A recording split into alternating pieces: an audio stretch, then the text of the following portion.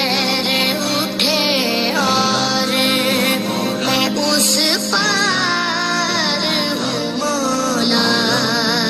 रसूल करीम सल्लल्लाहु अलैहि वसल्लम की बारगाह में कुछ औरतें मसला पूछने आई हैं। नबी पाक की जिम्मे लगाया मेरे रब करीम ने, हुजूर ने खोल के दीन बताना है। लेकिन रसूल पाक से जब उन्होंने कुछ ऐसे मसाइल पूछे जो औरत की पाकी पलीदी से मुतल्लका थे, तो सैयदा आयशा सिद्दीका कहती हैं हुजूर जवाब दे रहे थे। और नबी का दर्जा उम्मत के लिए बाप का दर्जा है, बाप का दर्जा है।